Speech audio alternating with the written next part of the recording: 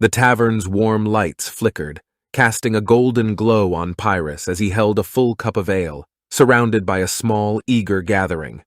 Loud, ominous thumps echoed from up ahead, he said, his voice carrying through the room and drawing the attention of curious eyes. A sound that would test the heart of even the bravest adventurers.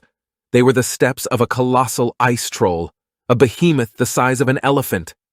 The crowd leaned in closer as Pyrus continued, his voice dropping to a dramatic whisper. Seldian, my trusted companion, reacted without hesitation. He released 2 arrows that found their mark, but the monster barely acknowledged their presence. The ice troll unleashed a roar, a thunderous cacophony that reverberated through the very marrow of our bones and then charged relentlessly in our direction. Pyrus's words held the crowd captive as he took a measured sip from his cup, allowing the suspense to linger like a fog in the room. A dark-haired girl, her eyes wide with innocence, couldn't contain her curiosity any longer. "Did you run away?" she asked. Pyrus chuckled, his eyes twinkling with the essence of a seasoned adventurer. "It takes much more than that to make the Thunderbeards flee," he declared with pride. In the face of certain doom, Helia, our skilled mage, cast a potent spell that ensnared the troll's feet in mud. Meanwhile, Seldian continued to rain arrows upon him, the relentless barrage barely causing the monstrous creature to flinch. He leaned in closer to his captivated audience, their breath collectively held. I, in a daring gambit, scaled the beast's hulking back and plunged my sword deep into the vulnerable flesh of his neck. The crowd cheered, raising their cups as Pyrus continued. But the troll was only the least of it. As we continued, shadows came alive through the dark tunnels, trying to ensnare the unwary into their hidden traps, their whispers testing our resolve. We reached a vast cavern, the air thick with the scent of damp earth and decay. Vines, thick and sinewy, covered the walls and ceiling, their emerald hues deceptive in their beauty. As we ventured deeper, the vines seemed to come alive, writhing and twisting with a life of their own. He took a deep breath, his eyes narrowing. Without warning, they struck. Like serpents, the vines wrapped around our limbs, their grip as cold and unyielding as iron. They tightened with a relentless force, intent on strangling the life from us. I could hear my companions struggling, gasping for breath, as the vines squeezed tighter and tighter. The tavern was silent, every patron hanging on his words, the flickering light dancing in their wide eyes as they imagined the fearsome encounter. With every ounce of strength, I fought against the constriction, my sword useless against the living tendrils. In the midst of the chaos, I noticed the weak, flickering flame of my torch, lying abandoned on the ground.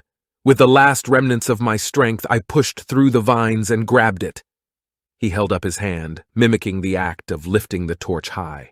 With a roar of defiance, I thrust the torch into the mass of vines. The flame caught, and with a sudden whoosh, the vines began to burn. The fire spread quickly, hungrily devouring the green tendrils. The cavern was filled with the acrid smell of burning vegetation, and the vines recoiled, their malevolent grip weakening. The fire gave us strength, and we tore ourselves free from the weakening vines. The light from the burning plants cast eerie shadows on the cavern walls, but the path before us was clear.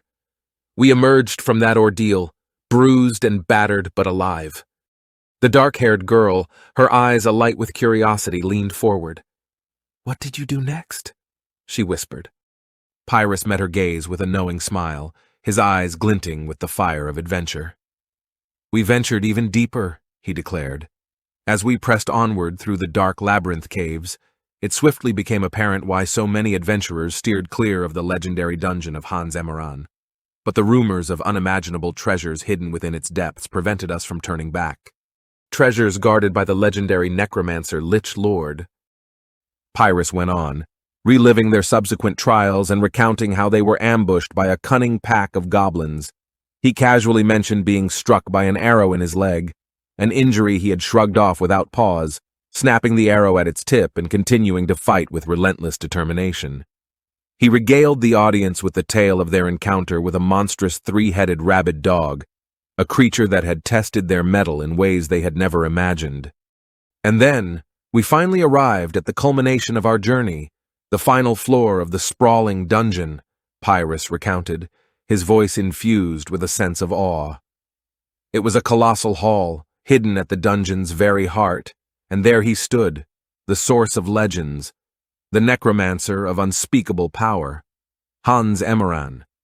He was a dark elf once, cast out of his own tribe for delving too deep into the forbidden arts. As we gazed upon him, it became abundantly clear that the tales of his terror were not exaggerated. Pyrus paused, allowing the weight of the moment to settle in. Between us and the sinister figure of Hanz Emoran lay an entire legion of the undead, skeletal warriors, bone dragons, and an assortment of grotesque reanimated monstrosities. It wasn't long before we found ourselves surrounded on all sides, ensnared in a nightmarish tableau of death and decay. The dark-haired girl gasped. "How in the world did you make it out of there alive?" she exclaimed. Pyrus paused, allowing the suspense to hang in the air for a heartbeat, before fixing his gaze directly on her, her rapt eyes reflecting the intensity of the moment. "I didn't," he said. A brief, awkward silence enveloped the room. The tension was broken only when a chuckle rippled through the crowd. Pyrus himself joined in with a light-hearted laugh, and soon the entire gathering erupted into shared laughter. As the laughter subsided, Pyrus gracefully stood from his stool, a wave of eager anticipation washing over the still captivated audience. In the hushed atmosphere, someone finally broke the silence. What happened next? Pyrus glanced at his empty tankard and gave a nod of acknowledgement to the bartender. "My cup needs a refill," he remarked with a charming smile before addressing the gathering. "I'll step out for a breath of fresh air while our gracious bartender prepares me some ale." With that, Pyrus made his way toward the tavern's exit, leaving behind a perplexed and intrigued audience. Their inquisitive gazes followed him as he ventured outside, his departure sparking a chorus of murmurs among the patrons. He stepped out into the cool embrace of the night. The tavern's dimly lit interior gave way to the moonlit world beyond. A gentle breeze greeted him as his boots echoed softly against the weathered wooden floor of the tavern's porch. He absently ran his fingers along the upper part of his right leg, discovering a small, unexpected hole. His touch located the culprit, a fragment of broken wood lodged there. He plucked the broken top of an arrow from his leg, grimacing at the rip it had inflicted on his new trousers, before casually discarding it into the night. A voice suddenly sliced through the tranquil moment. "So, what happened next?" His sudden startle triggered an unfortunate misstep, and he found himself tumbling down the rickety wooden stairs. A panicked voice sliced through the night. "Oh gods, are you okay?" the dark-haired girl exclaimed, running to his aid. Yes, he assured her. "That's nothing." He attempted to rise, but something prevented him from doing so. The girl's terrified gaze shifted to the back of his head, her trembling hands pressed firmly against her mouth. "Oh," he muttered. His fingers brushed against something amiss on the stair rail, and a terrible realization struck. He pushed his head forward, releasing it from the hold of an unfortunately placed protruding nail. He gave it a look. Its tip was bearing a gruesome piece of his brain. The girl's eyes widened, terror etching itself deeply into her features. She struggled to form words. "Oh, what happened next? Well, as I said, you really didn't get out of there alive," she whispered, her words hanging in the air like a mournful echo, a stark reminder of the fate that awaited Pyrus following his chilling encounter with the dread necromancer Hanz Emoran.